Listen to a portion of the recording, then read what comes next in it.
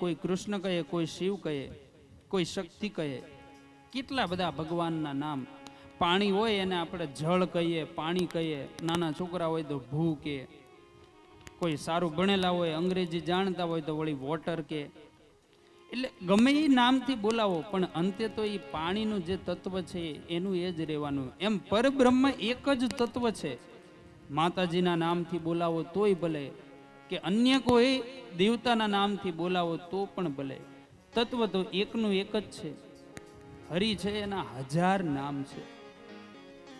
હરિ તારા નામ છે 1000, કિયા નામ લખવી કંકોતરી.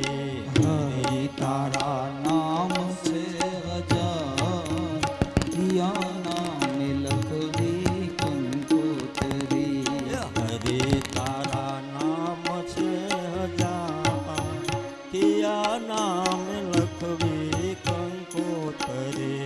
હરિ તારા નામ છે 1000, કિયા નામ લખવી કંકોતરી. રોજ રોજ બદલે મુકામ, કિયા નામ લખવી કંકોતરી. રોજ રોજ બદલે મુકામ, કિયા નામ લખવી કંકોતરી. એ મથુરામાં મોહન તું ગોકુળ ગોવાળિયો. મથુરામાં મોહન તું ગોકુળ ગોવાળિયો. મથુરામાં મોહન તું ગોકુળ ગોવાળિયો. મથુરામાં મોહન તું ગોકુળ ગોવાળિયો. દ્વારકામાં રાજા રણછોડ, કિયા નામ લખવી કંકોતરી. દ્વારિકામાં રાજા રણછોડ, કિયા નામ લખવી કંકોતરી. એ હરિ તારા નામ છે 1000, કિયા નામ લખવી કંકોતરી. હરિ તારા નામ છે 1000, કિયા નામ લખવી કંકોતરી. રોજ રોજ બદલે મુકામ, કિયા નામ લખવી કંકોતરી. રોજ રોજ બદલે મુકામ, કિયા નામ લખવી કંકોતરી. કોઈ સીતારામ કહે, કોઈ ઘનશ્યામ કહે. કોઈ સીતારામ કહે, કોઈ ઘનશ્યામ કહે. કોઈ સીતારામ કહે, કોઈ ઘનશ્યામ કહે. કોઈ સીતારામ કહે, કોઈ ઘનશ્યામ કહે. કોઈ કહે નંદનો કિશોર, કિયા નામ લખવી કંકોતરી. કોઈ કહે નંદનો કિશોર, કિયા નામ લખવી કંકોતરી. હરે તારા નામ છે 1000, કિયા નામ લખવી કંકોતરી.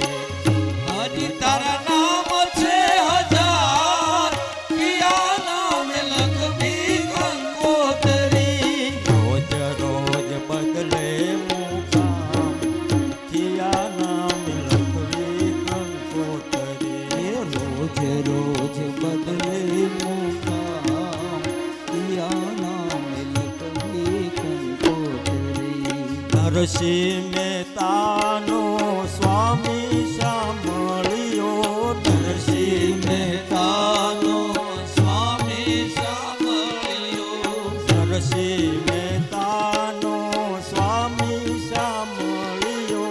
નરસિંહ મહેતાનો સ્વામી સાંભળ્યો. એ મીરાનો ગીધર ગોપાલ, કિયા નામ લખવી કંકોતરી. મીરાનો ગિરધર ગોપાલ,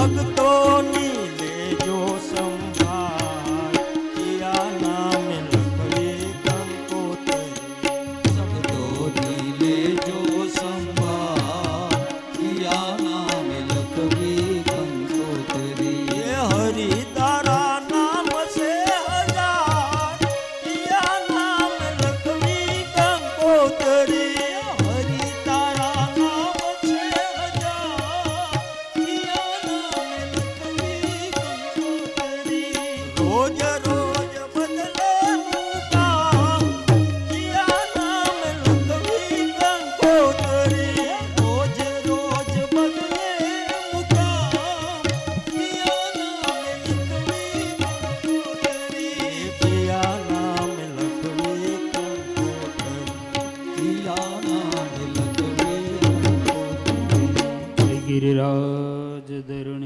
કી જય. ભગવાનના 1000 નામ છે, પરંતુ સત્ય એ જ ઈશ્વર છે.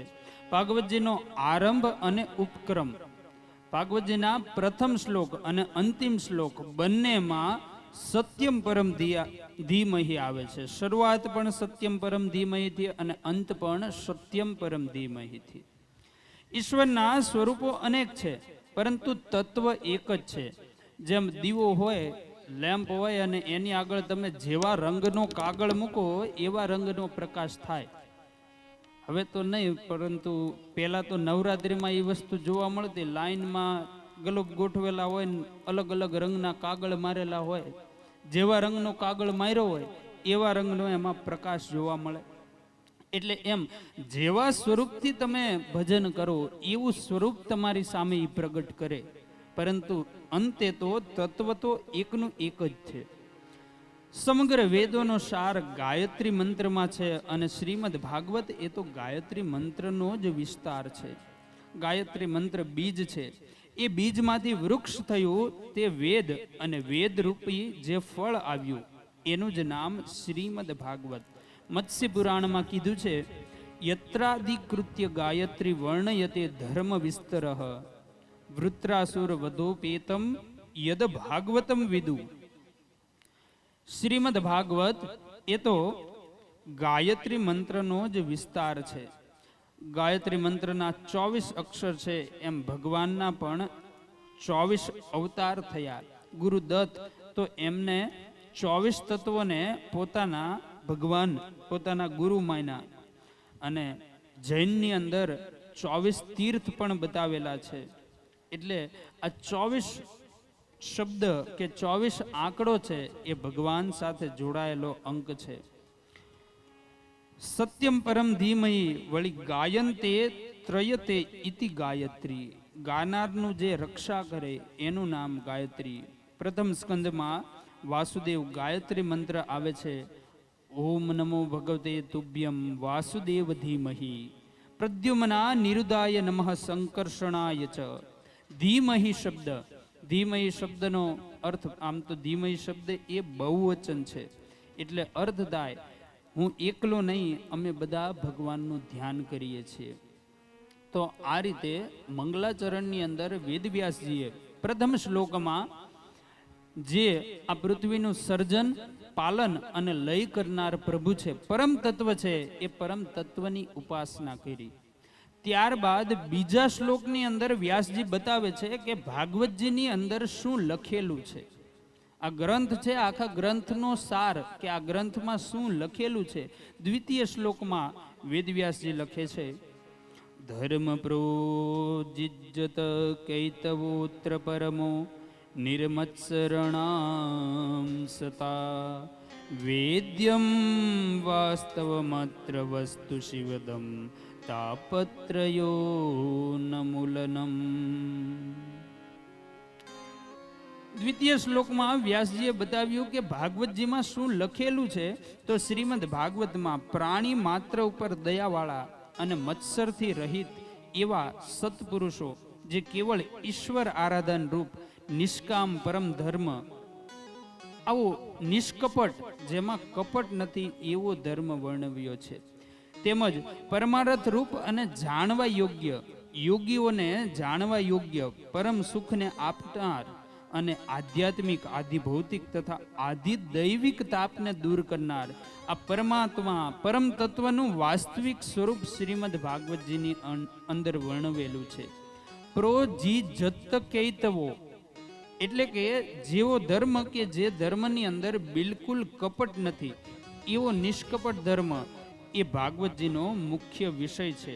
આવા નિષ્કપટ ધર્મની વાત શ્રીમદ ભાગવતની અંદર કરવામાં આવેલી છે.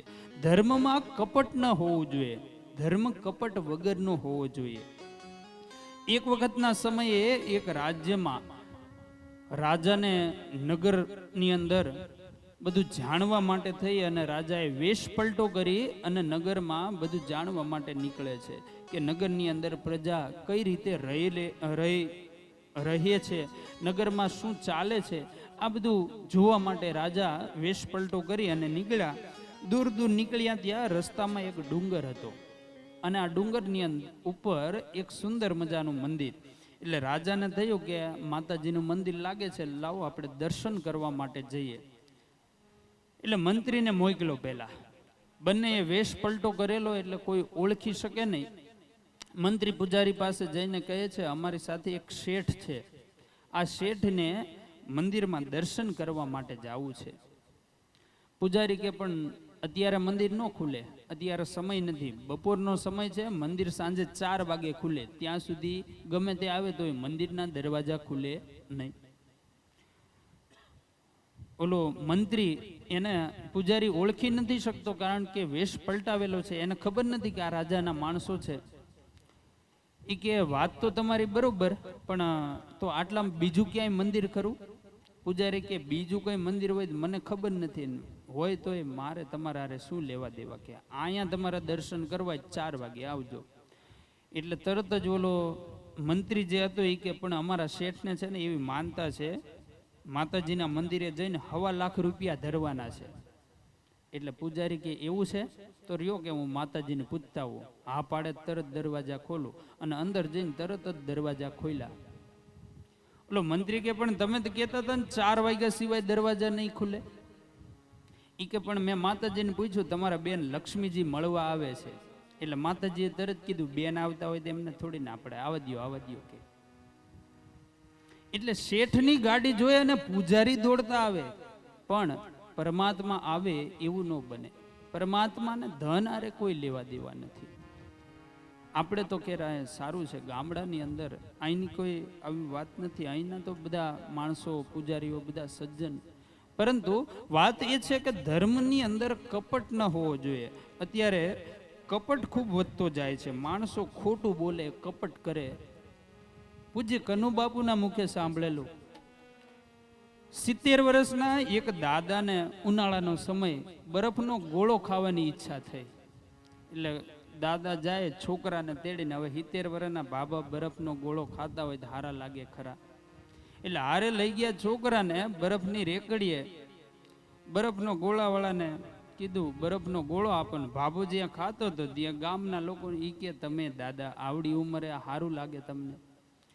અરે કે પણ મારે ઘણો નથી ખાવો, પણ આ છોકરાએ વેન કર્યું બરફનો ગોળો ખાવા જાવું, દાદા લઈ જાવ ને. દાદા લઈ ગયા. એ કે પણ છોકરાએ વેન કર્યું હોય તો એને ખવડાવે હોય ને, તમારે ખાવાનું શું જરૂર છે? એ કે પણ મેં એને જ આપ્યો હતો, પણ જેવો મેં એને આપ્યો ને તો એ રોવો મળ્યો, એકલો ન ખાવ દાદા તુંય ભેગો ખા, એટલે કે મારે ખાવો પડ્યો. હકીકતમાં ઈચ્છા તો એની જ હતી.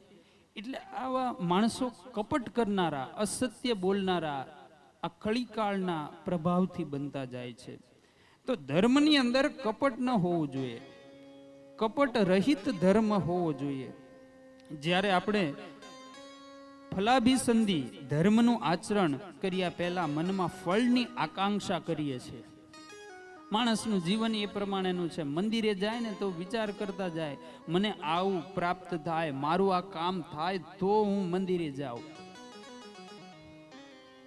કંઈક વસ્તુ ખોવાઈ ગઈ હોય, ઘરેણું કંઈક બહારથી આવીને ઘરમાં ક્યાંક મુકાઈ ગયું હોય ને જડતું ન હોય એટલે માતાજીની માનતા કરે. હું કે મારો આ હાર જડી જાય ને તો હું તમને દીવા કરીશ.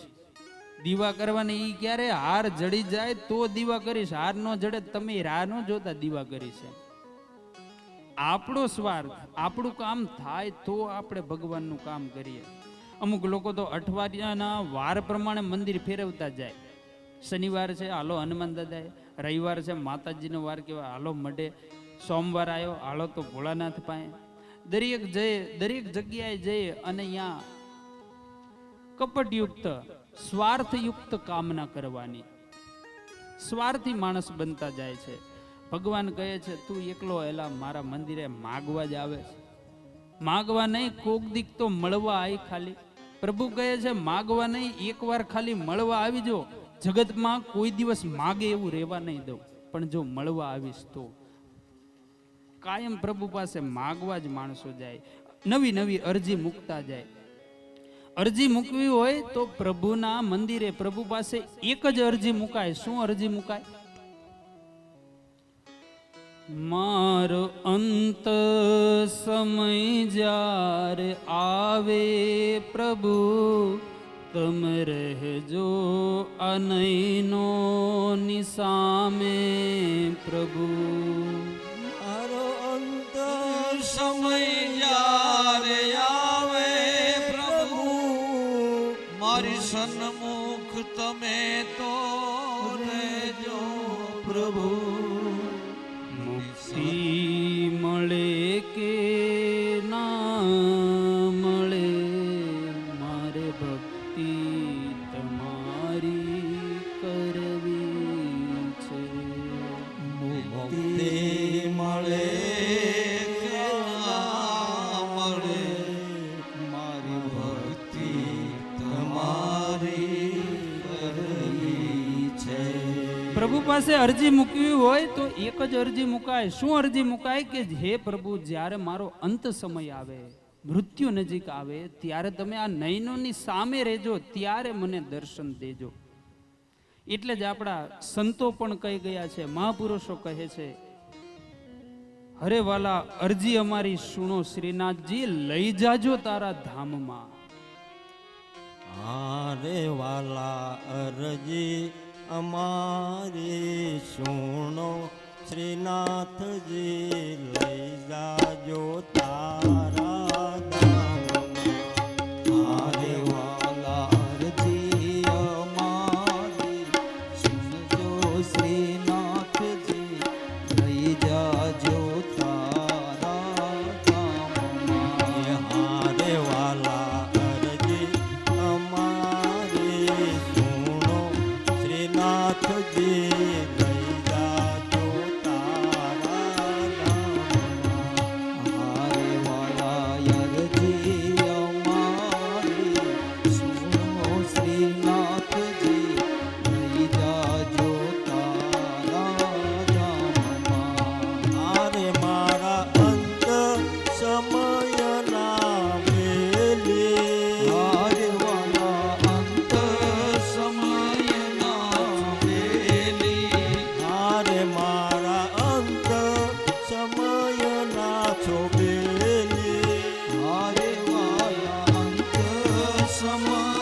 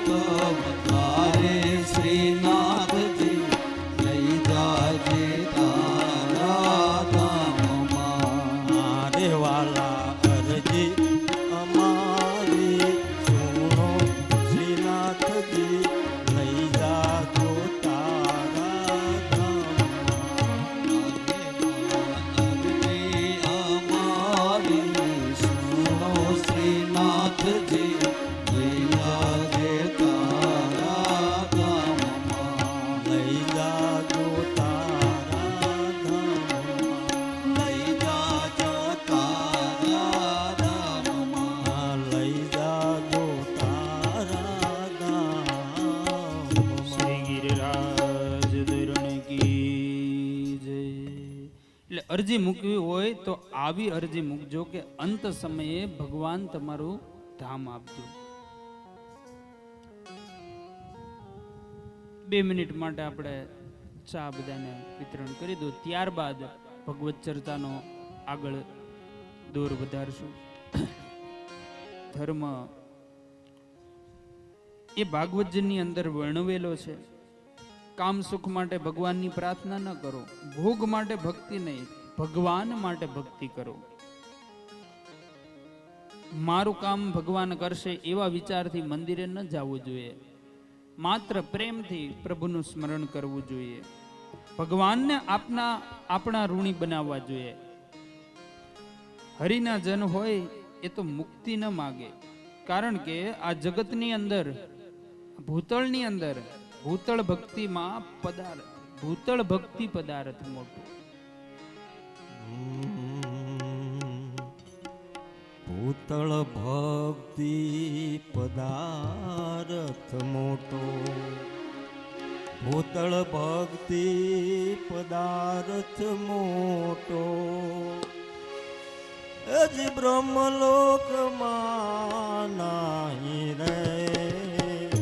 ભૂતળ ભક્તિ પદાર્થ મોટો, ભૂતળ ભક્તિ પદાર્થ મોટો, બ્રહ્મલોકમાં નાહી રે. ભૂતળ ભક્તિ પદાર્થ મોટો, ભૂતળ ભક્તિ પદાર્થ મોટો.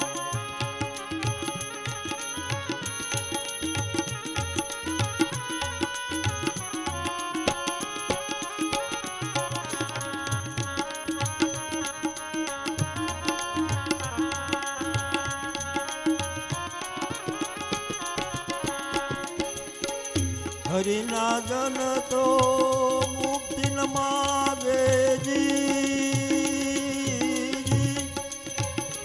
માગે જન્મ જન્મ અવતાર રે. હરિના જન તો મુક્તિ ન માગે જી,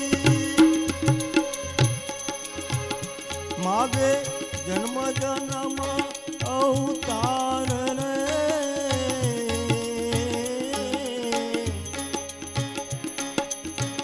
નિત સેવા નિત કીર્તન ઉત્સવ, નિત સેવા નિત કીર્તન ઉત્સવ, નિરખવાનંદ કુમાર રે.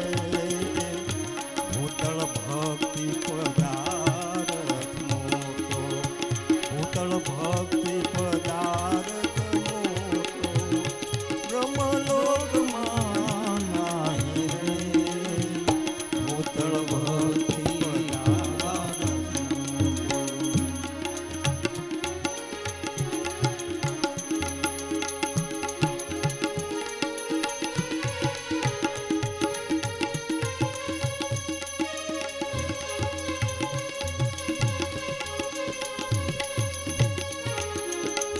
પુણ્ય કરી અમરાપુર પાનાજી હોરી, એ તો અંકે 84 માય રે. પુણ્ય કરી અમરાપુર પાનાજી,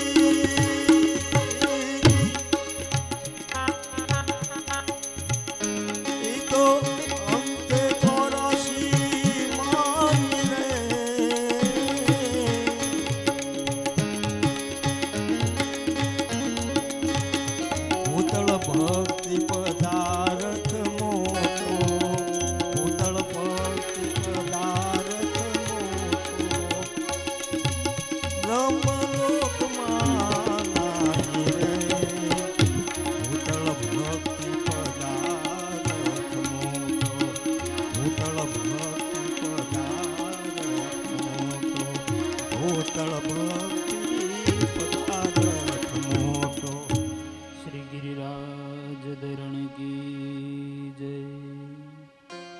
હરિના જન તો મુક્તિ ન માગે, કારણ કે ભક્તિ એને એ મુક્તિ કરતા પણ શ્રેષ્ઠ માને છે.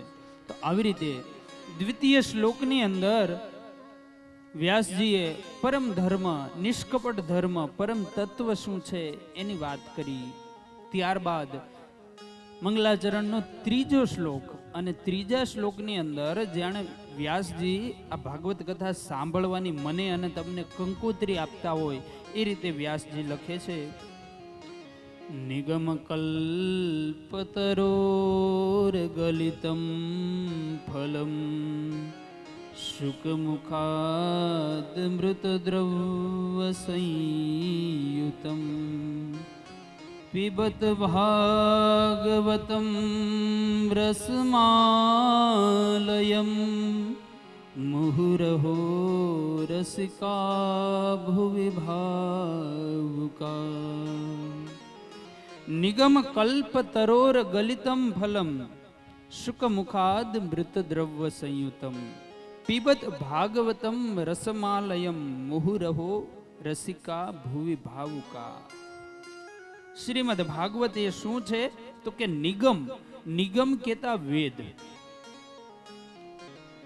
અને આ વેદનું નિગમ કલ્પતરોર ગલિતમ ફલમ, આ વેદ રૂપી કલ્પ વૃક્ષનું ગલિતમ એટલે કે પાકી ગયેલું ફળ એ શ્રીમદ ભાગવત છે. પાકી ગયેલું ફળ છે, અને વળી આ ફળ પાકી ગયા પછી એમાં શુક મુખાદ દ્રવ્ય સંયુતમ એટલે કે પોપટે ચાંચ મારી, પોપટે ખાધેલું ફળ. આપણે કહેવાય ને કે સુડાનું ખાધેલું હોય એ મીઠું હોય, પોપટ ચાંચ મારે એટલે એ ફળની મીઠાશ વધારે થાય. એટલે કે આમાંય તે કલ્પ વૃક્ષનું વેદનું પાકી ગયેલું ફળ, અને એમાંય સુખદેવજી રૂપી પોપટે ચાંચ મારી એટલે એની મીઠાશ ઓર વધી. તો આવું આ મીઠું ફળ છે, પરંતુ આ ફળ ખાવાનું નથી. તો શું કરવાનું છે? રસમાલયમ, આનો રસનું પાન કરવાનું છે. આની અંદર તો રસ જ રસ છે. બાકીના ફળ હોય, કેરી હોય તો એમાં ગોટલું હોય, છાલ હોય, એ બધું કાઢી નાખવાનું હોય. સીતાફળ ખાતા હોય તો એમાં બી કાઢી નાખવા પડે, નહીતર એની મીઠાશ ન આવે. કોઈ પણ ફળ લઈ લો, એમાં કંઈક તો એવું આવે છે કે જે કાઢવું પડે. પરંતુ આ એકમાત્ર એવું ફળ છે જેની અંદર કંઈ કાઢવાનું નથી, બધો જ રસ ગ્રહણ કરવાનો છે. દરેક ફળમાંથી કંઈક કાઢવું પડે, પરંતુ આની અંદર કંઈ કાઢવાનું નથી, સર્વેનું પાન કરવાનું છે. આ ભાગવત રૂપી રસામૃત પીને જીવન જીવતા શીખવાનું છે. કેવળ જ્ઞાન, વૈરાગ્ય, સુખ ન આપી શકે. સતત જે પુણ્ય કાર્ય કરતા હોય, જપ, તપ, પૂજા, યજ્ઞ, દાન, આ બધા પુણ્ય કાર્યોનું સાતત્ય આપણા જીવનમાં ભાવ પ્રગટ કરે છે. ભાવે હિ વિદ્યતે દેવો તસ્માદ ભાવો હિ કારણમ. જેના જીવનમાં ભાવ નથી એના જીવનમાં શાંતિ નહીં આવે. જેના જીવનમાં શાંતિ નથી એમાં સુખ તો ક્યાંથી હોય? આપણે રૂપિયા કમાતા શીખી ગયા હોય, પણ જીવન જીવવાનું ભૂલી ગયા છીએ. જીવન જીવવા શીખવું હોય, જીવન જીવતા શીખવું હોય તો કોની પાસેથી શીખવું જોઈએ? જીવન મળ્યું છે તો સંતો પાસેથી જીવતા શીખવું જોઈએ, ભાગવતજી પાસેથી જીવન જીવતા શીખવું જોઈએ. એટલે જ મહાપુરુષો કહે છે જીવન મળ્યું છે તો જીવતા શીખજો. જીવન મળ્યું તો જીવતા શીખજો રે. જીવન મળ્યું તો જીવતા શીખજો રે. જીવન મળ્યું તો જીવતા શીખજો રે. જીવન મળ્યું તો જીવતા શીખજો રે. એ કરવો સારનો વિચાર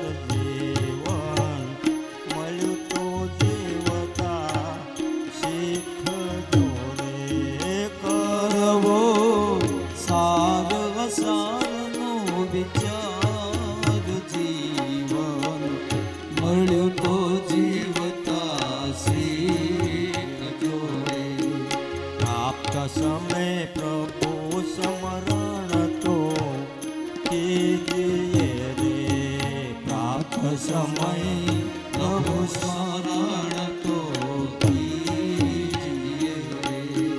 પ્રાપ્ત સમય પ્રભુ સ્મરણ તો કીજીએ રે. પ્રાપ્ત સમય પ્રભુ સ્મરણ તો કીજીએ રે.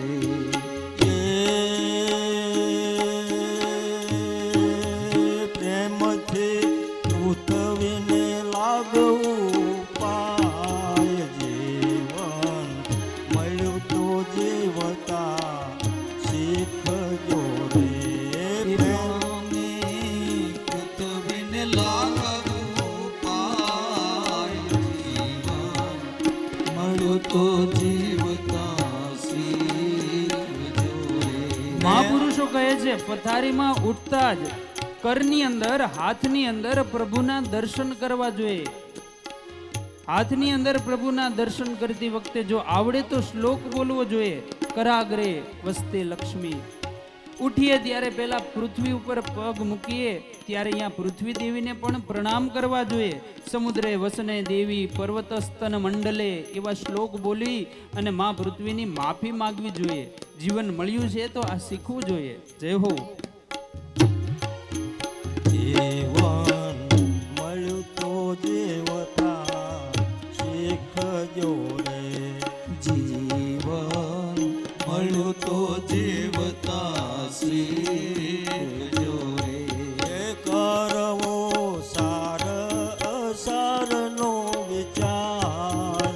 જીવન મળ્યું તો જીવતા શીખજો રે. એ કરવો સાર સારનો વિચાર. જીવન મળ્યું તો જીવતા શીખજો રે. દેવના દર્શનથી જીવન દિવ્ય થશે રે. દેવના દર્શનથી જીવન દિવ્ય થશે રે. દેવના દર્શનથી જીવન દિવ્ય થશે રે. દેવના દર્શનથી જીવન દિવ્ય થશે રે. કર્મમાં રાખવો નીતિનો વિચાર. જીવન મળ્યું તો જીવતા શીખજો રે. કર્મમાં રાખવો નીતિનો વિચાર. જીવન મળ્યું તો જીવતા શીખજો રે. આ જીવન મળ્યું છે તો જીવનની અંદર નીતિનો વિચાર હોવો જોઈએ. કામ ધંધે નોકરી ધંધે જાતા હોય રસ્તાની અંદર જો મંદિર આવતું હોય તો ત્યાં મંદિરની અંદર જઈ અને પ્રભુને પ્રાર્થના કરવી જોઈએ. પ્રભુને પ્રણામ કરવા જોઈએ. અને મહાપુરુષ ઉમાશંકર જોશીએ બહુ સરસ કીધું કે 3 વાના મુજને મળ્યા હૈયું મસ્તક અને હાથ. બહુ દઈ દીધું તે નાથ જા હવે નથી માગવું. આટલું આપ્યું એ ઘણું છે. હવે આગળ વધારે પ્રભુ પાસે કઈ કામના નથી કરવી. કામ ધંધે જાઓ. ધંધાની અંદર નીતિનો વિચાર હોવો જોઈએ. કોઈ સાથે કપટ કરવું, કોઈને છેતરવા એ ન કરવું જોઈએ. નીતિ રાખવી જોઈએ જીવનની અંદર. જીવન મળ્યું તો જીવતા શીખજો રે. જીવન મળ્યું તો જીવતા શીખજો રે. એ કરવો સાર અસારનો વિચાર. જીવન મળ્યું તો જીવતા શીખજો રે. કરવો સાર સારનો વિચાર. જીવન મળ્યું તો જીવતા શીખજો રે. એ સત્સંગ જીવન તારાને સુધારશે રે. સત્સંગ જીવન તારાને સુધારશે રે. સત્સંગ જીવન તારાને સુધારશે રે. સત્સંગ જીવન તારાને સુધારશે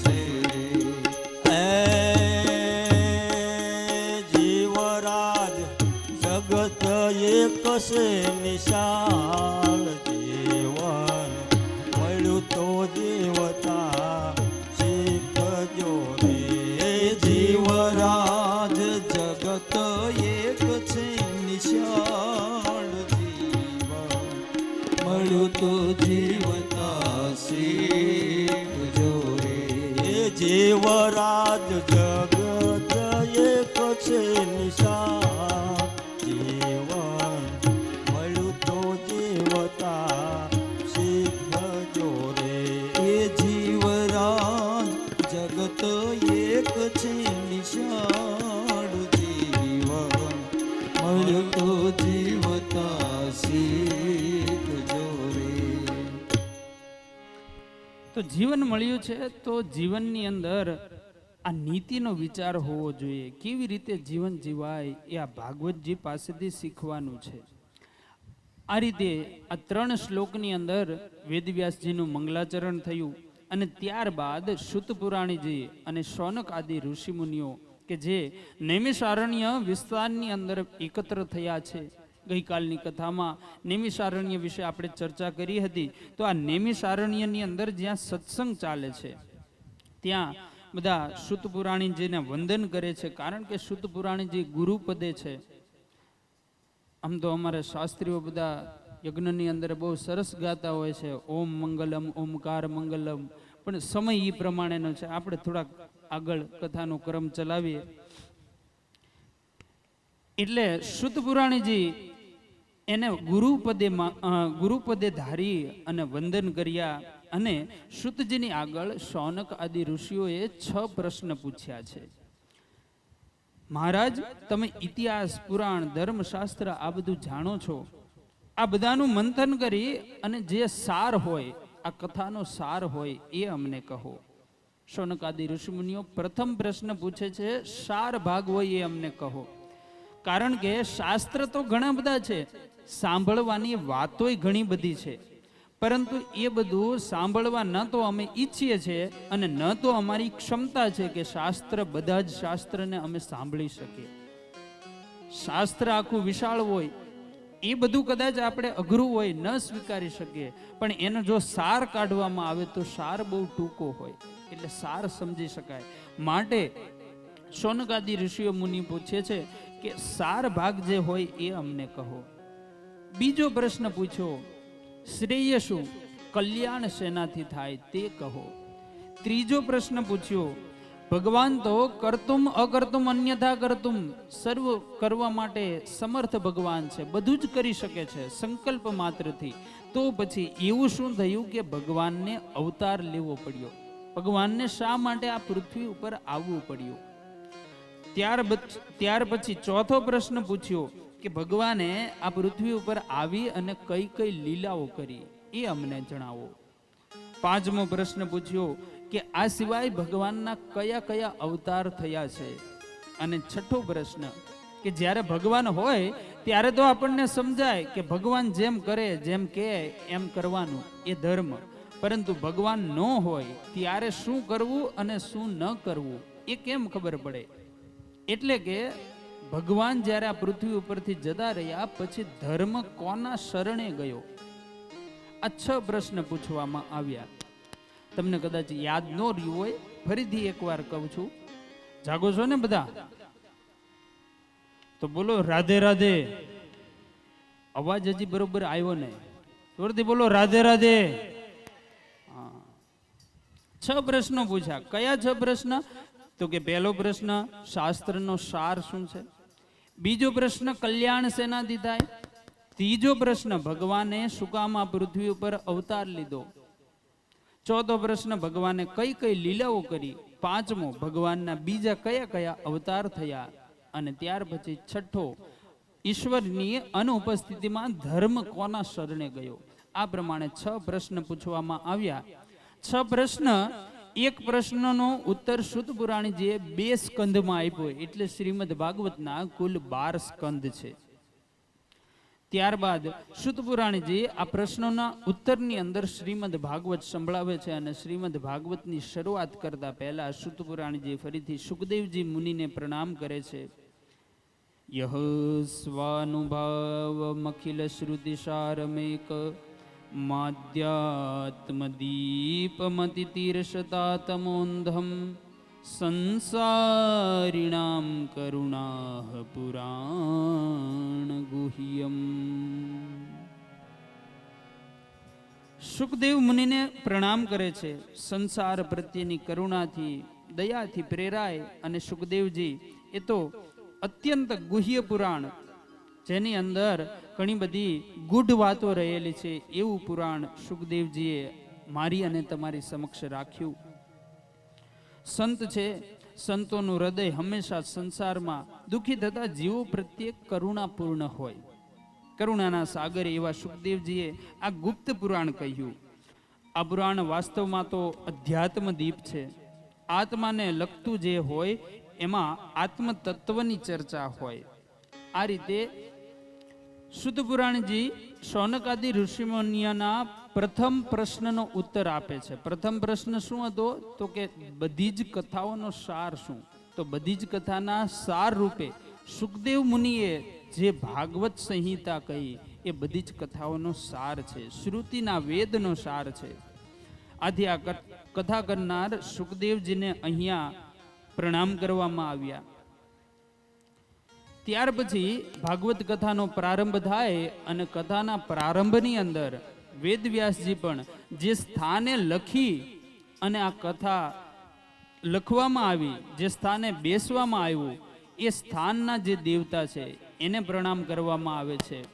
ક્યાંય પણ કોઈ પણ પૂજા વિધિ થતી હોય તો અહીંયા બ્રાહ્મણો હંમેશા કહેતા હોય છે, સ્થાન દેવતાભ્યો નમઃ. સ્થાનના જે દેવતા હોય એને નમસ્કાર કરવામાં આવે. અને સ્થાન દેવતાને નમસ્કાર કરતા વેદવ્યાસજી કહે છે, નારાયણમ નમસ્કૃત્યમ નરમ ચૈવ નરોત્તમં દેવીમ સરસ્વતીમ વ્યાસમ તતો જયમુદીરયેત. નારાયણમ નમસ્કૃત્યમ નરમ. સૌ પ્રથમ નર નારાયણ પર્વતને પ્રણામ કરવામાં આવ્યા. નર નારાયણ પર્વત એ પર્વતના રૂપે રહેલા ભગવાનનું જ સાક્ષાત સ્વરૂપ છે પર્વત પણ ઈશ્વરનું સાક્ષાત સ્વરૂપ છે. એટલે સૌ પ્રથમ નર નારાયણ પર્વત, કારણ કે એની બાજુમાં જ ગુફાની અંદર વ્યાસજીએ આ શાસ્ત્ર લખ્યું છે, એટલે એ સ્થાનના દેવતા થયા નર નારાયણ દેવ. એમને સૌ પ્રથમ પ્રણામ કરવામાં આવ્યા. ત્યારબાદ દેવી સરસ્વતીને પ્રણામ કર્યા. કારણ કે જો સરસ્વતી માતાની કૃપા હોય તો જ તમને ઉત્પન્ન થયેલું જ્ઞાન તમે બીજા સાથે વહેંચી શકો. શાસ્ત્રની અંદર એવું કહેવાય છે, ગણપતિ મહારાજની કૃપાથી જ્ઞાન ઉત્પન્ન થાય, જ્ઞાન થાય તમને, અને એ જ્ઞાન બીજા સાથે જો તમારે વહેંચવું હોય તો એના માટે સરસ્વતી માતાની કૃપા જોઈએ. એટલા માટે સરસ્વતી માતાને પ્રણામ કરવામાં આવ્યા. નરનારાયણ ભગવાનને વંદન કરી દેવી સરસ્વતીને વંદન કરી વ્યાસ ભગવાન જય શબ્દ સાથે ભાગવત કથાનો પ્રારંભ કરે છે. જિજ્ઞાસુજનો અદ્વૈત જ્ઞાનને તત્વ કહે છે. પરમ તત્વ શું છે એની વાત શ્રીમદ ભાગવતની અંદર આવે છે. ધર્મ કોને કહેવો? સામાન્ય રીતે તો સારી રીતે આચરેલો ધર્મ એ જ તત્વ છે. બીજો જે પ્રશ્ન હતો શૌનકાદિ ઋષિમુનિઓનો કે કલ્યાણ શેનાથી થાય? તો કલ્યાણ કરવું હોય તો તમારે ધર્મનું આચરણ કરવું જોઈએ. ધર્મના આચરણથી જ કલ્યાણ થાય. કલ્યાણ માટે સંસ્કૃતની અંદર શબ્દ છે શિવ. શિવ કહેતા કલ્યાણ. અને ભગવાન ભોળાનાથને બધાએ જોયા હશે. ભોળાનાથનું વાહન કયું? નંદિકેશ્વર. નંદીને 4 ચરણ હોય અને નંદી એ ધર્મનું સ્વરૂપ છે. જેવી રીતે નંદીને 4 ચરણ છે એવી જ રીતે ધર્મના પણ 4 ચરણ બતાવ્યા: સત્ય, તપ, દયા અને પવિત્રતા. જો તમારે જીવનની અંદર કલ્યાણ જોતું હોય, કલ્યાણ કરવું હોય તો એના માટે કલ્યાણ એટલે કે શિવ. શિવ કોના ઉપર બેસીને આવે? નંદી. નંદીનો અર્થ છે ધર્મ. તો તમારા જીવનની અંદર ધર્મ હોવો જોઈએ. જો જીવનમાં ધર્મ હોય, ધર્મને તમે બોલાવો તો ધર્મ ઉપર જ શિવ કહેતા કલ્યાણ બેઠું છે. ધર્મ આવે તો કલ્યાણ આપોઆપ આવે, એને લાવવાની જરૂર જ નથી. જીવનની અંદર જો ધર્મનું પાલન કરવામાં આવે તો કલ્યાણ આપમેળે આવશે. અને ધર્મ તો ધર્મ આ નિષ્કપટ ધર્મ જે ભાગવતજીની અંદર વર્ણન કરવામાં આવ્યો છે.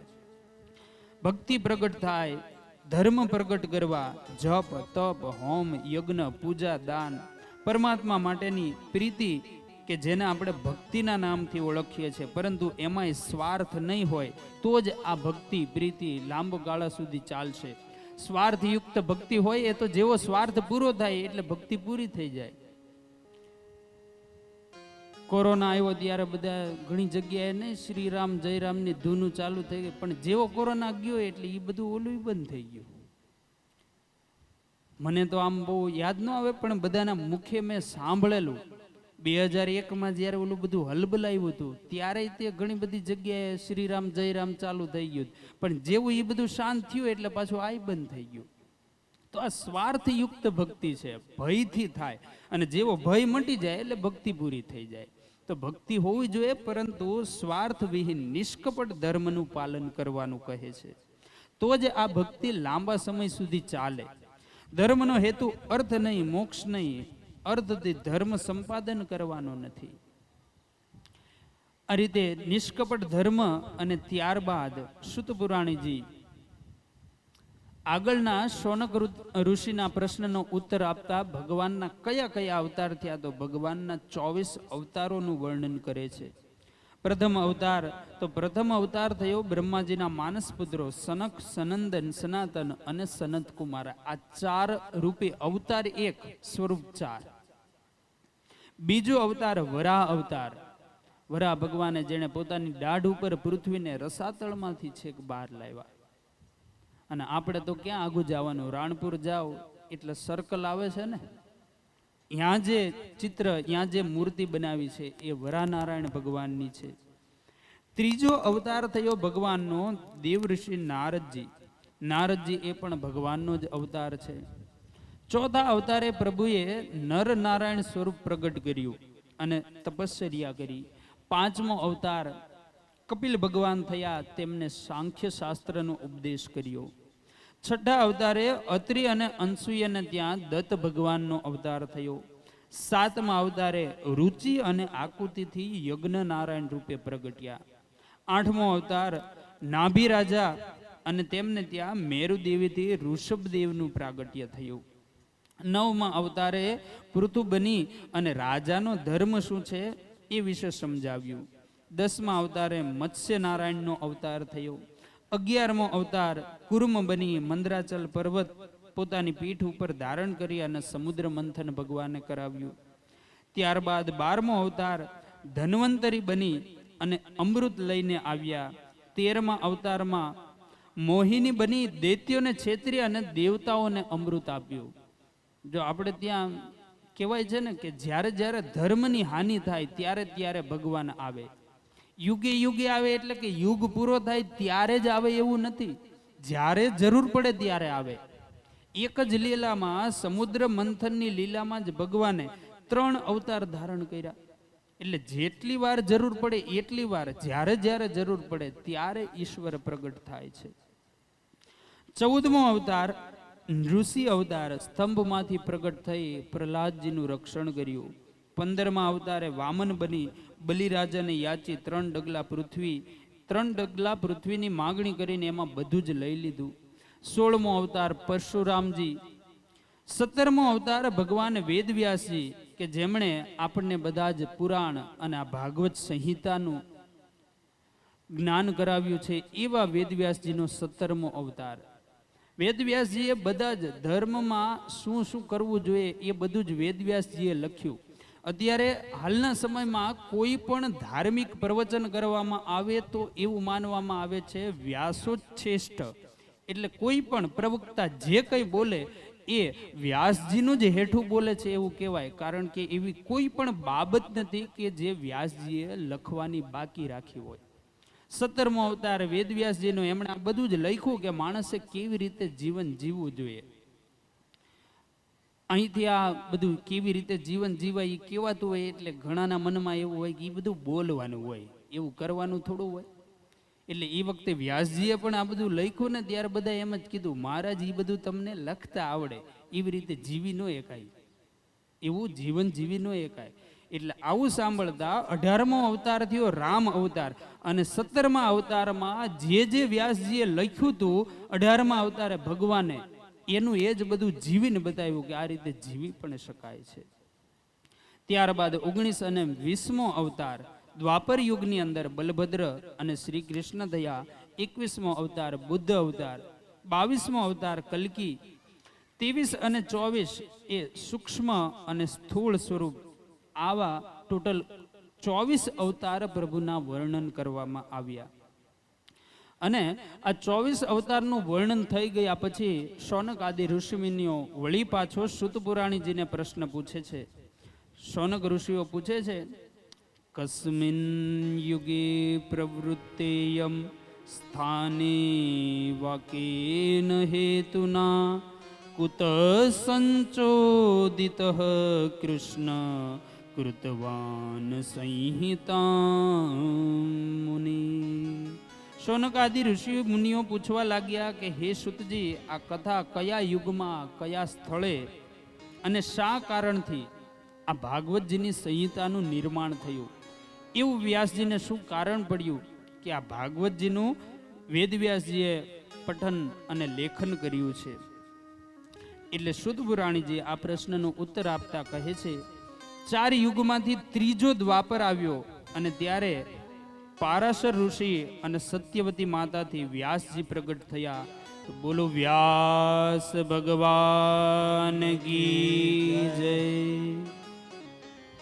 વ્યાસ ભગવાનનો જ અવતાર છે, જ્ઞાન અવતાર છે. આ વ્યાસજીનું અવતરણ થયું. અને વ્યાસ કોને કહેવાય? તો કે જે વિસ્તાર કરી શકે એને વેદ વ્યાસ કહેવાય. વેદોનો વિસ્તાર જેણે કર્યો, એક વેદમાંથી 4 વેદનું નિર્માણ કર્યું, એ વ્યાસજી. બીજું પારાશરના પુત્ર એટલે એમનું બીજું નામ પારાશર્ય છે. યમુનાના કૃષ્ણ દ્વીપમાં એમનો જન્મ, તેથી કૃષ્ણ દ્વૈપાયન કહેવાયા. બદ્રિકાશ્રમમાં બોર ખાઈને તપશ્ચર્યા કરી એટલે બાદરાયણ તરીકે પણ કહેવાય છે. અને એક વખતના સમયે જ્યાં વેદવ્યાસજી ખિન્ન મન સાથે બેઠા હતા અને એવા સમયે એમના આશ્રમની અંદર નારદ મુનિ નારાયણ નારાયણ સ્મરણ કરતા કરતા વેદવ્યાસજીના આશ્રમની અંદર પધારે છે.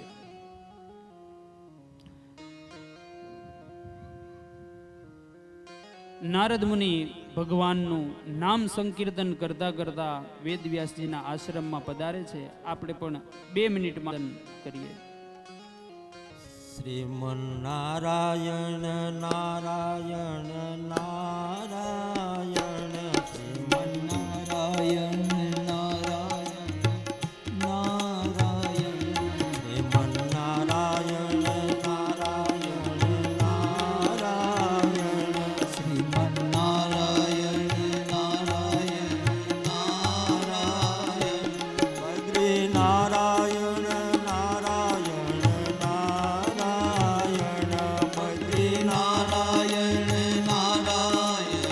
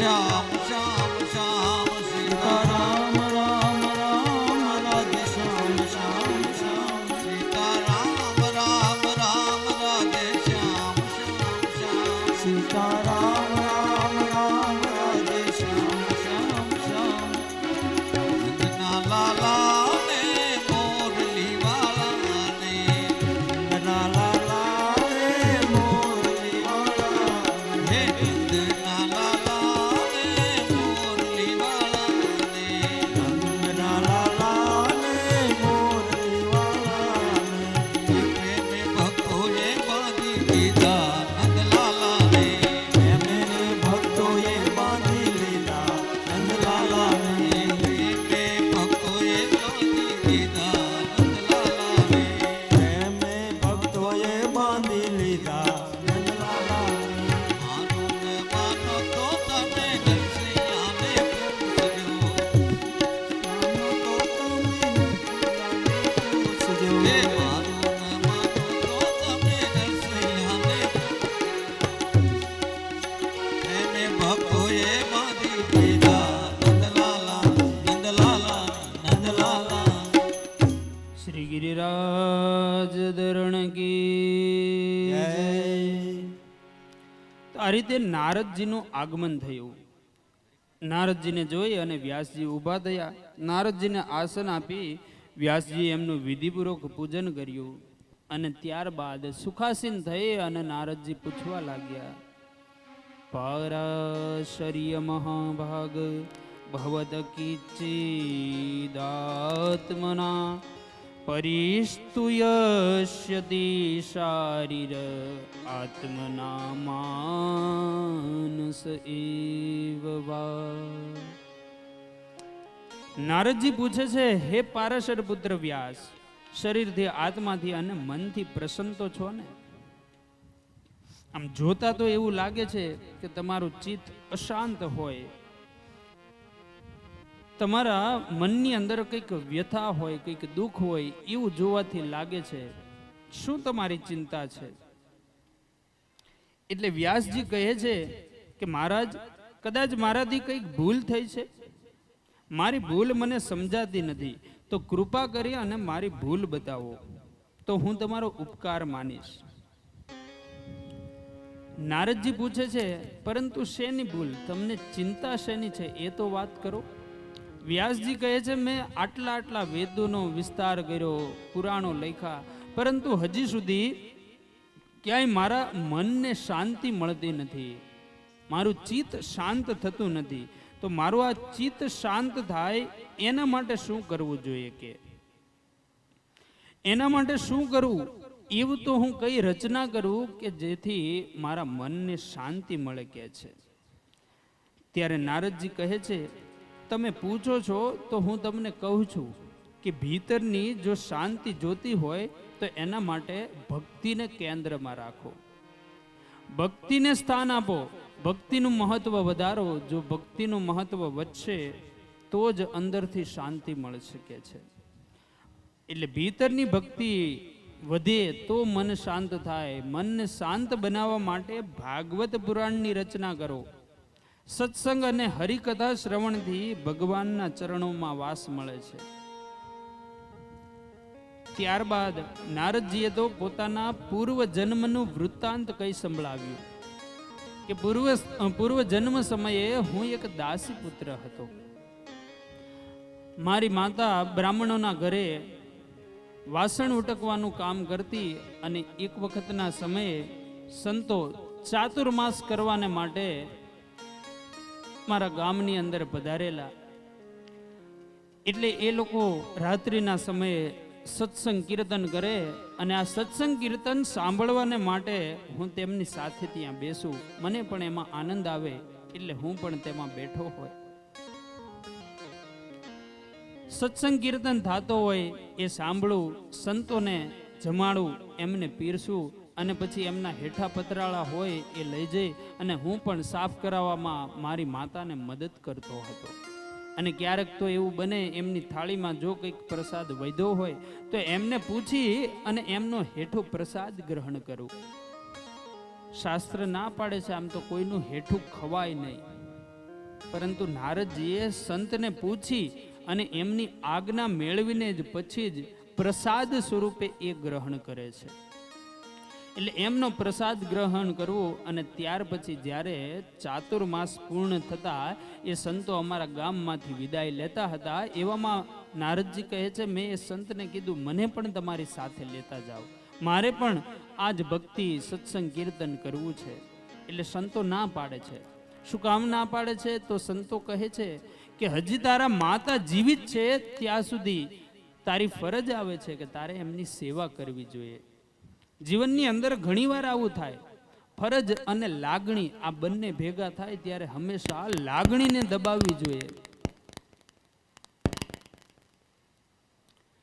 ફરજ અને લાગણી જ્યારે જીવનની અંદર ભેગા થાય ત્યારે હંમેશા લાગણીને દબાવી અને ફરજને પૂર્ણ કરવી જોઈએ. એટલે સંતો કહે છે કે તારી ફરજ છે તારી માતાની વૃદ્ધાવસ્થામાં તારે સેવા કરવી જોઈએ, માટે તું અમારી સાથે ન આવી શક.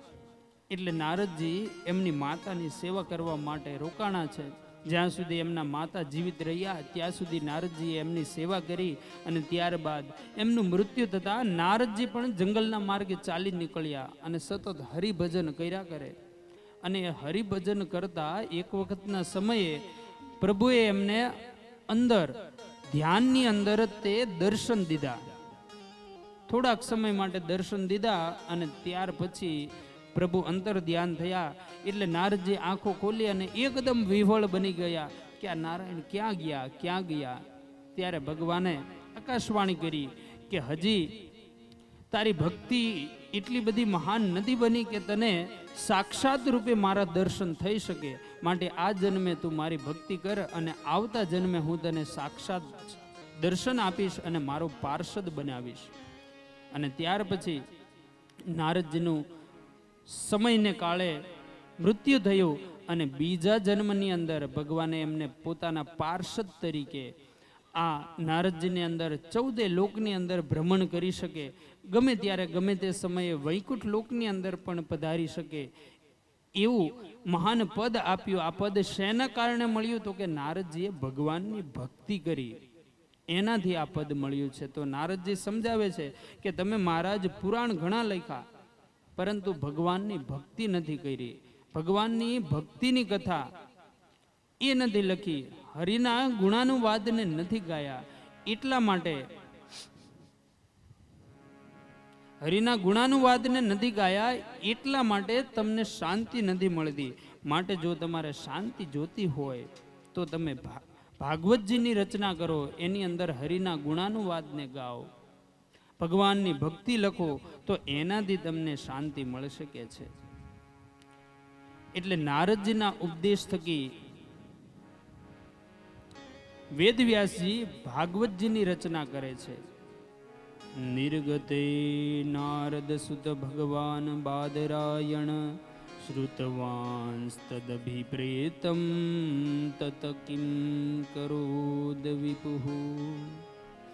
શૌનકજીએ પૂછ્યું કે હે સુતજી, સર્વજ્ઞ તથા સર્વશક્તિમાન વ્યાસ ભગવાને નારદજીનો અભિપ્રાય સાંભળી લીધો. ત્યાર પછી નારદજી ચાલ્યા ગયા બાદ વ્યાસજીએ એ શું કર્યું, કયા સ્થાને જઈ અને શ્રીમદ ભાગવતની રચના કરી? તો શુત પુરાણીજી કહે છે, બ્રહ્મનદ્યામ સરસ્વતયમાશ્રમ પશ્ચિમ તટે सम्या प्रास इति प्रोक्त ऋषिणाम सत्रवर्धनम. શુદ્ધજી કહે છે બદ્રીનારાયણ જતા રસ્તામાં કેશવ પ્રયાગ આવે છે, ત્યાં સરસ્વતી નદી છે. એ સરસ્વતી એ બ્રહ્મ નદી છે અને શ્રીમદ ભાગવત બ્રહ્મ વિદ્યા છે. શ્રીમદ ભાગવતની રચના સરસ્વતી નદીના કિનારે થઈ.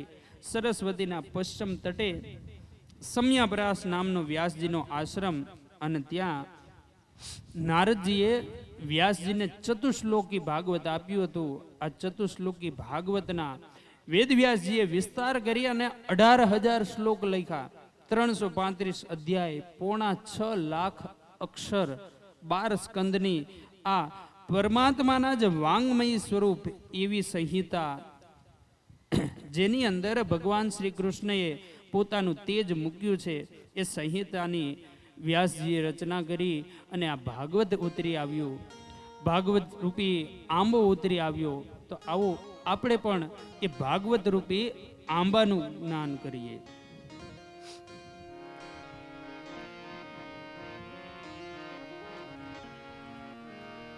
આંબો અખંડ ભુવન થયો તર્યો. આંબો અખંડ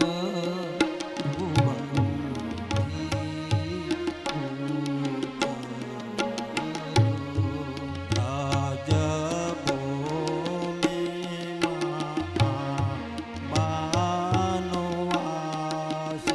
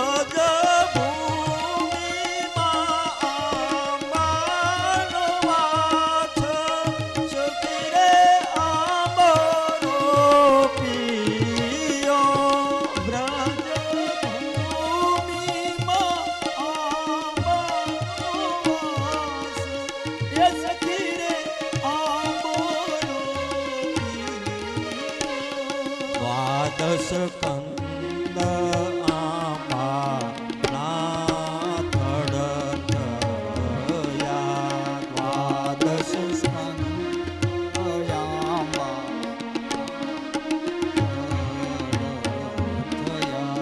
ત્રણસો પાંત્રીસ અધ્યાય છે ડાળ સખી રે આંબો રોપ્યો.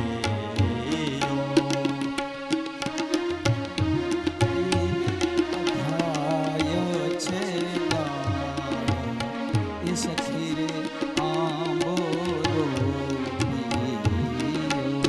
18,000 શ્લોક આંબા એ તીર્થ થયા. 18,000 શ્લોકનાને તીર થયા.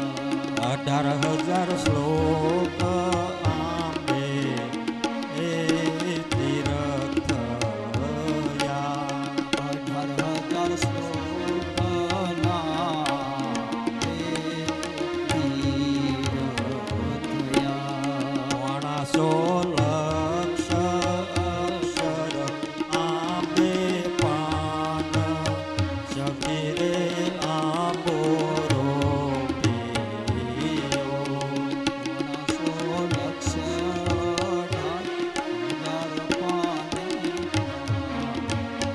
સખી રે આંબો રોપ્યો. આંબો અખંડ ભુવનથી ઉતર્યો. આંબો અખંડ ભુવનથી ઉતર્યો.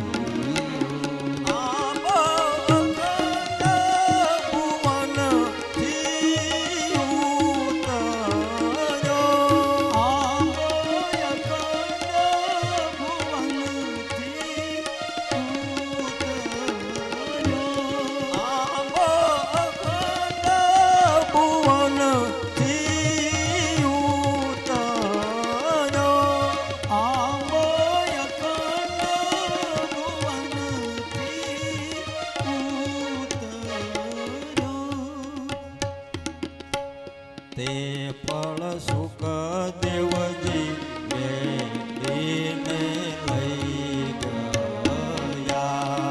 તે ફળ સુખ દેવજી વેડીને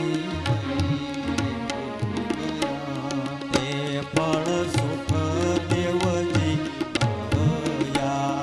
તે ફળ સુખ દેવજી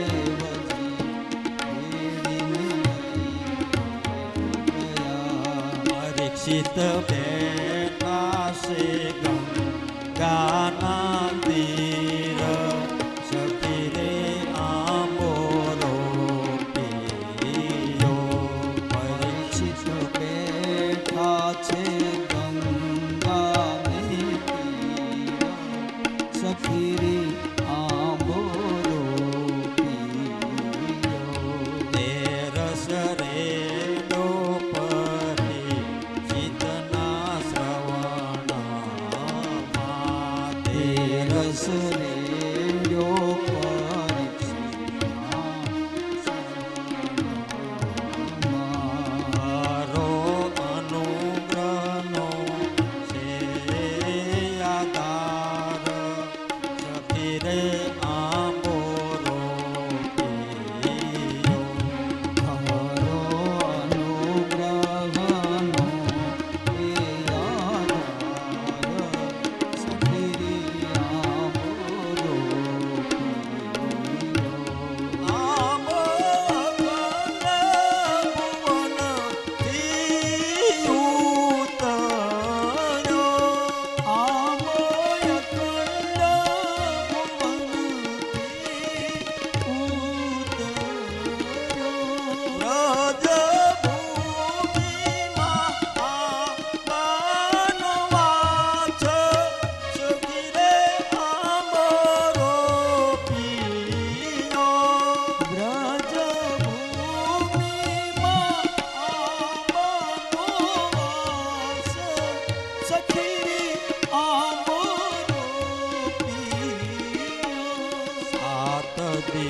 દિવસમાં કૃષ્ણ પદ મળ્યું.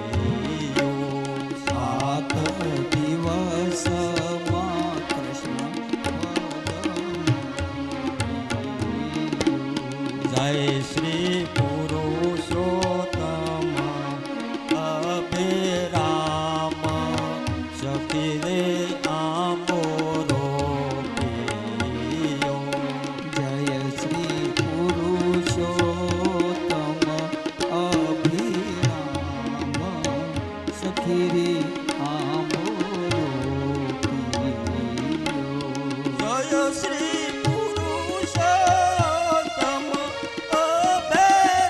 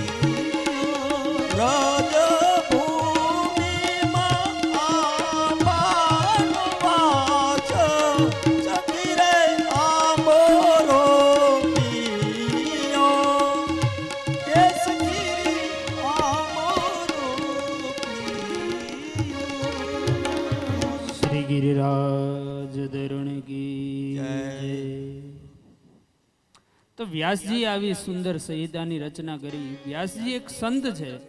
સંતને કંઈ પણ પ્રસાદી મળે તો ઈ એકલા ન ખાય, બધાની સાથે વહેંચે. એટલે વ્યાસજીએ પણ વિચાર કર્યો કે મારે આ પ્રસાદી બીજાની સાથે વહેંચવી જોઈએ. પણ ઈ કે 12 વાગી ગયા એટલે બધાને ભૂખ લાગી હોય તો આપણે બપોર પછી વહેંચશું. અને અહીંયા આમ તો બધા ક્યારના ઉતાવળા થાય, બરોબર છે, મને ખબર હે 12 વાગી ગયા, પણ કઈ આમાં ઓલું પટેલ ટાઈમ જેવું તો હોય નહીં કે 12 વાગે એટલે શટર બંધ તો બંધ ભાઈ. અને સંગીતકારો આપણા બહુ સારા, મેં કીધું એક વાર એક કડી ગાવ, એ કે ના ના આપણે તમ તારે ડબલ જ કે લેવી છે. એટલે વ્યાસજી આવી સુંદર સંહિતાની રચના કરી. વ્યાસજી સુખદેવજી સાથે આ સંહિતા વહેંચે છે, પરંતુ સુખદેવજી સાથે જે સંહિતા વહેંચી અને આગળ આ અવિરત ધારા કઈ રીતે વધી એનું વર્ણન આપણે બપોર પછીના સત્રની અંદર કરીશું. સમય થઈ ગયો છે તો થોડુંક એક સન્માન અને ત્યાર પછી પ્રભુનો થાળ ગાય, ભગવાનને જમાડી અને ત્યાર પછી જ આપણે જમશું. તો આવો આ સત્રને અહીંયા આપણે વિરામ આપીએ. શ્રી કૃષ્ણ કનૈયા લાલ કી જય, ગોવર્ધનનાથ કી જય, સુખદેવજી મહારાજની જય, શ્રી દ્વારિકાધીશની જય, રામચંદ્ર ભગવાન કી જય, હનુમાનજી મહારાજની જય, શ્રી સદગુરુદેવ કી. ઓમ નમઃ પાર્વતી પતિ હર હર મહાદેવ. જય જય શ્રી રાધે, જય જય શ્રી રાધે, જય જય શ્રી રાધે, જય જય શ્રી રાધે, જય જય શ્રી રાધે. જય જય શ્રી રાધે. હલો હરિ બોલીએ ભાગવત ભગવાન કી જય, કૃષ્ણ કનૈયા કી જય. અન્નપૂર્ણે સદા પૂર્ણે શંકર પ્રાણ વલ્લભે, વિજ્ઞાન વૈરાગ્ય ભિક્ષાર્થમ ભિક્ષામ દેહી જ પાર્વતી. આજના રોજ દ્વિતીય દિવસે જે આપણે રસોઈના દાતા છે એવા મનોરથથી પરિવાર, જોશી પરિવારના સભ્યો, પ્રથમ શ્રી મૂળશંકરભાઈ મકનજીભાઈ જોશી તેમજ શ્રી ભીખાભાઈ મકનજીભાઈ જોશી તરફથી આજના મહાપ્રસાદનું આયોજન કરેલ છે. તો હું તેમને વિનંતી કરીશ તે સ્ટેજ પર આવે અને પૂજ્ય સાગરદાદા જોશીજીના હાથથી ભાગવત સપ્તાહ એટલે કે આપણા પારાયણની પ્રસાદી અર્પણ કરે. તો પધારજો મૂળશંકરભાઈ અને સાથે સાથે ભીખાભાઈ, સ્ટેજ પર પધારજો.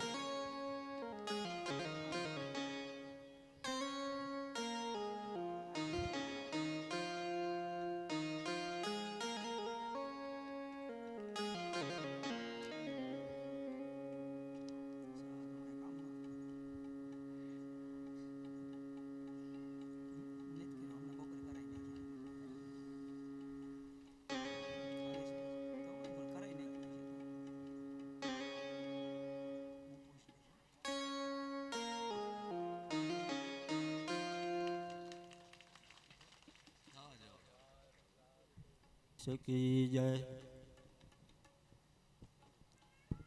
બોલીએ કૃષ્ણ કનૈયા લાલ કી જય. તેમજ દાતાશ્રીમાં બીજી પણ યાદી છે. તો સૌ પ્રથમ જે આપણે દાન આવેલું છે, ખાંડનું દાન આવેલું છે, તો 1 મણ દાન આવેલું છે, જે સ્વ ચંપાબેન જીવાભાઈ સાબળિયાના નામે દાન આવેલું છે અને હસ્તે ઘનશ્યામભાઈ સાબળિયા તરફથી. તો ઘનશ્યામભાઈ સાબળિયાને હું વિનંતી કરીશ તે હાજર હોય તો સ્ટેજ પર પધારે અને ભાગવત પારાયણની આપણે પ્રસાદી અર્પણ કરે. પધારજો ઘનશ્યામભાઈ. ત્યારબાદ બીજું જે દાન આવેલું છે એ આપણે 2 મણ ઘઉંનું દાન આવેલું છે અને સાથે સાથે 2100 રૂપિયા રોકડા પણ દાન આવેલા છે. એમનું નામ છે હીરાભાઈ ધરમસિંહભાઈ મેણિયા. એ પણ જો અહીંયા ઉપસ્થિત હોય તો સ્ટેજ પર પધારે અને પૂજ્ય દાદાના હાથે ભાગવત પારાયણનું પ્રસાદી અર્પણ કરે. તેમજ સાથે સાથે 2 મણ ઘઉંનું બીજું દાન આવેલું છે એ ગટુરભાઈ ધરમસિંહભાઈ મેણિયા તરફથી આવેલું છે. તે પણ જો અહીંયા ઉપસ્થિત હોય તો તે પણ મંચ પર પધારે અને દાદાના હાથે ભાગવત પારાયણની પ્રસાદી પ્રાપ્ત કરે.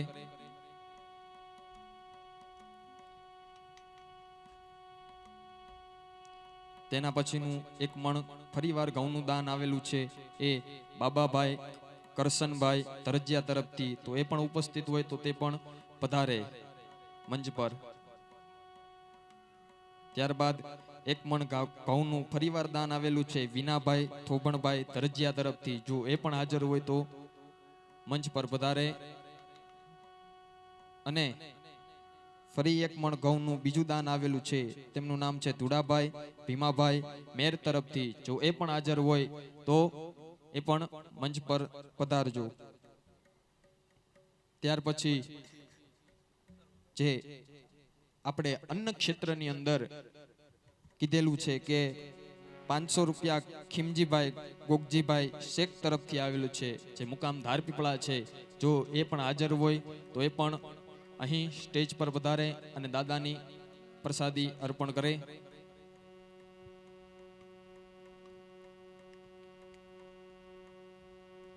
ત્યાર પછી અન્ન ક્ષેત્રની અંદર બીજું પણ દાન આવેલું છે 200 રૂપિયાનું, તો એમનું નામ છે વાલજીભાઈ માવજીભાઈ કોઠારિયા, જેમનું મુકામ કરમડ છે, જો એ ઉપસ્થિત હોય તો એ પણ સ્ટેજ પર પધારો અને પૂજ્ય દાદાના હાથે ભાગવત પારાયણનું પ્રસાદી પ્રાપ્ત કરી જાઓ.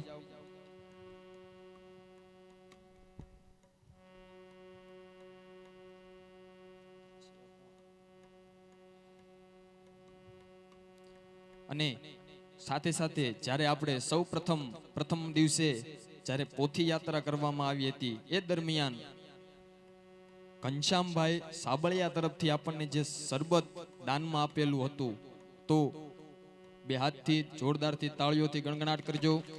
બોલ્ય કૃષ્ણ કનૈયા લાલ કી જય, ગિરિરાજ ધર્મ કી જય, ભાગવત ભગવાન કી જય.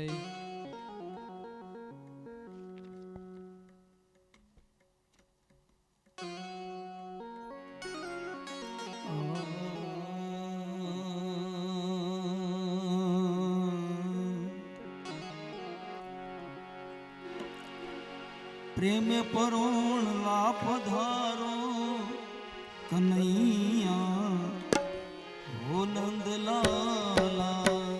પ્રેમે પરોણ લાપ ધારો કનૈયા હો નંદલાલા. પ્રેમે પરોણ લેપ ધારો કનૈયા હો નંદલાલા.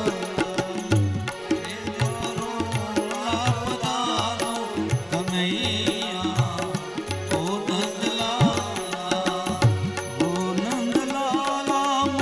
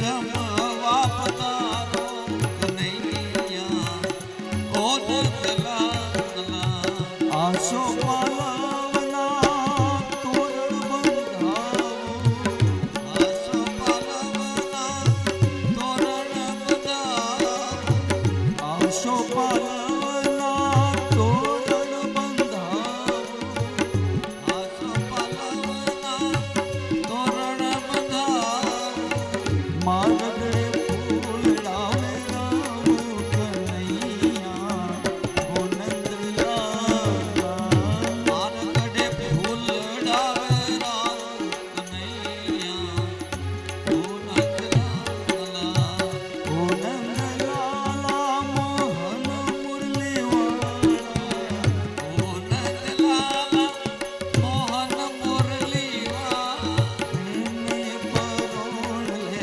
પધારો કનૈયા ઓ નંદલાલા ભાત રે ભાતની મેં રસોઈ બનાવી ભાતરે ભાતની મેં રસોઈ બનાવી શીરા પૂરીને પકવાના કનૈયા ઓ નંદલાલા ઓ પ્રેમે પરોળે પધારો કનૈયા ઓ નંદલાલા ઓ જળ રે જમનાજીની ચારી ભરી લાવું જરે કમલાજીની જારી ભરી લાવો આચમન કરો ને મુરારી કનૈયા ઓ નંદલાલા ઓ નંદલાલા મોહન મુરલીવાળા ઓ નંદલાલા મોહન મુરલીવાળા પ્રેમે પરો પધારો કનૈયા ઓ નંદલાલા પ્રેમે લલિત સોપારીને પાનનાર પીડેલા લલિત સોપારીને પાન કેરા પીડેલા મુખવાસ કરો ને મોરારી કનૈયા ઓ નંદલાલા પ્રેમે પરોળે પધારો કનૈયા ઓ નંદલાલા ઓ નંદલાલા ઓ નંદલાલા ઓ નંદલાલા બોલ્યે દ્વારિકાધીશ કી જય હરિઓમ હરિઓમ બોલીએ ભાગવત ભગવાન કી જય. દરેક ઉપસ્થિત અતિથિગણ અને સાથે સાથે બધાય ભાવિ ભક્તોને નમ્ર વિનંતી છે કે કોઈ ઘરે પ્રસાદ લીધા વગર કોઈ જવાનું નથી અને સૌ પ્રથમ બહેનોએ ત્યાં જવાનું છે ભોજનશાળાએ અને પ્રસાદ બહેનોએ સૌ પ્રથમ શરૂઆત કરવાની છે, પછી ભાઈઓએ ઉપસ્થિત થવાનું છે. બોલીએ ભાગવત ભગવાન કી જય.